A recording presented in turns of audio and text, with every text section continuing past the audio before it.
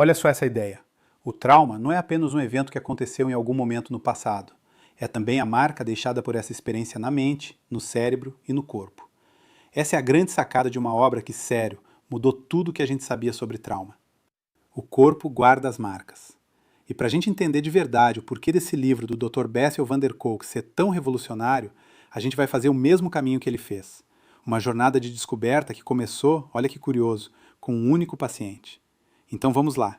A história nos leva para 1978. Foi quando o autor conheceu um cara chamado Tom, um veterano do Vietnã que, mesmo longe do fronte, ainda vivia em um campo de batalha particular. Por fora, a vida do Tom parecia perfeita. Usou os benefícios militares para fazer faculdade, se formou em direito, casou, teve filhos, um advogado bem-sucedido com um escritório bombando.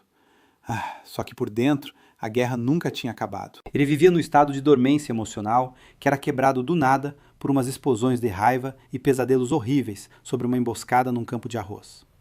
E o pior é que coisas simples se tornavam gatilhos. O feriado de 4 de julho, por exemplo, com os fogos de artifício e o verde do verão, aquilo virava um inferno para ele, um campo de batalha pessoal que o obrigava a se isolar da própria família. E aí vem um momento que mudou tudo. Quando o autor receitou um remédio para os pesadelos, o Tom se recusou. Ele disse: "Percebi que se eu tomar os comprimidos e os pesadelos sumirem, eu vou ter abandonado meus amigos e a morte deles não vai ter servido para nada." O trauma dele estava de alguma forma amarrado à lealdade, à memória dos companheiros. Essa recusa do Tom foi o que deu o estalo no autor. Ele ficou com uma pergunta na cabeça. Como é que o trauma consegue fisicamente reconfigurar o sistema de alarme de uma pessoa? Uma parte da resposta começou a aparecer em 1980, com o diagnóstico oficial do transtorno de estresse pós-traumático, o famoso TEPT. Finalmente, aquele sofrimento de veteranos como Tom tinha um nome. Os sintomas, como flashbacks e estado de alerta constante, foram mapeados. Mas a busca pela causa foi ainda mais fundo. Levou o autor a um trabalho lá de 1941, de um psiquiatra chamado Abram Gardner. Estudando veteranos da Primeira Guerra, ele concluiu o seguinte: o núcleo da neurose é uma fisioneurose, ou seja, o trauma não é só coisa da cabeça, não é só psicológico, ele tem uma base física no corpo. Só que o trauma não mexe só com o corpo, ele também reorganiza o jeito como a gente enxerga a realidade. E um estudo com aqueles testes de mancha de tinta, os testes de Rorschach, revelou uma coisa simplesmente chocante sobre isso. A ideia do estudo era simples. Os pesquisadores mostraram para alguns veteranos traumatizados uma série daquelas manchas de tinta que não tem forma definida e perguntaram: "O que isso parece para você?" E o resultado foi visceral. Enquanto a maioria das pessoas olha para aquelas manchas e vê, sei lá, borboletas, dançarinos, coisas do dia a dia, os veteranos viam cenas da guerra, carne queimada, feridas abertas, as entranhas de um amigo. O passado deles estava literalmente projetado no presente. Isso leva a gente a uma conclusão muito profunda. O trauma destrói a imaginação. Aquela flexibilidade mental que a gente usa para sonhar, para pensar em novas possibilidades, simplesmente desaparece. A pessoa fica presa no passado, sofrendo do que o autor chama de uma falha de imaginação. E sem imaginação não tem esperança, não tem objetivo, não tem futuro. E foi entendendo isso que o autor começou a ver que esses padrões, eles não aconteciam só com soldados. Ele se deu conta de que a guerra não é a única coisa que destrói a vida das pessoas.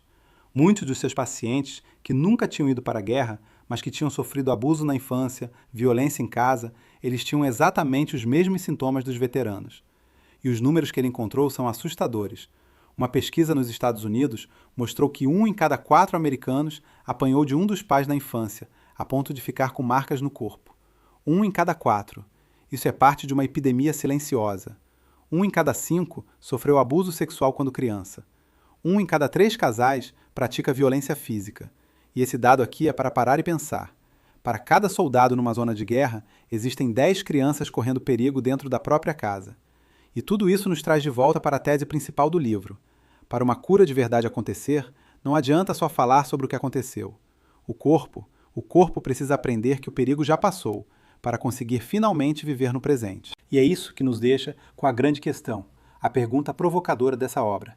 Se o trauma vive no corpo, será que a cura pode mesmo acontecer sem envolver o corpo? Caso você tenha dificuldades para lidar bem com quaisquer traumas da sua vida, a técnica de sincronização bioenergética pode te ajudar muito nisso.